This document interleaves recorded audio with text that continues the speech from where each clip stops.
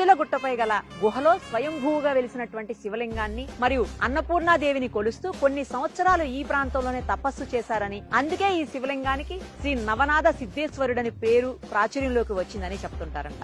శివాలయంలోని శివలింగాన్ని సోమవారం, మాస శివరాత్రి, మహాశివరాత్రి, పౌర్ణమి రోజుల్లో దర్శించుకుని అభిషేకిస్తే అష్టైశ్వర్యాలు కలుగుతాయని పురాణాలు చెప్తున్నాయి. శ్రీ నవనాథ సిద్ధేశ్వరులు తపస్సు చేసుకున్న ఈ ప్రాంతం ఎంతో మహిమాన్వితమైనదిగా భావించి శ్రీరామ్ ప్రియదాస్ మహారాజు గారు 1961 సంవత్సరంలో శ్రీ సీతారామ ఆలయాన్ని నిర్మించి మరియు మంచినీటి బావిని భక్తుల సహకారంతో ఇక్కడ రూపుదిద్దించారు. కోనేరులోని నీటితో 2 ఎకరాల విస్తీర్ణంలో వరి పంట కూడా పండించేవారట.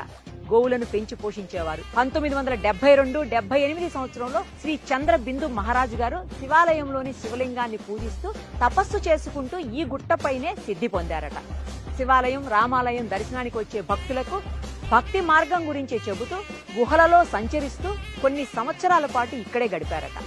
ఇప్పటికీ గోదావరి పరిక్రమణ చేస్తూ అయోధ్య, హరిద్వార్, కాశీ నుంచి భారతదేశంలోని అన్ని ప్రాంతాల నుంచి వచ్చే సాధు సత్పురుషులందరూ కూడా ఈ సిద్ధుల గుట్టపై ఉన్నటువంటి శివలింగాన్ని 12 జ్యోతిర్లింగాలతో మరియు అన్నపూర్ణాదేవి మాతను అష్టాదశ శక్తిపీఠాలతో సమానమైనదిగా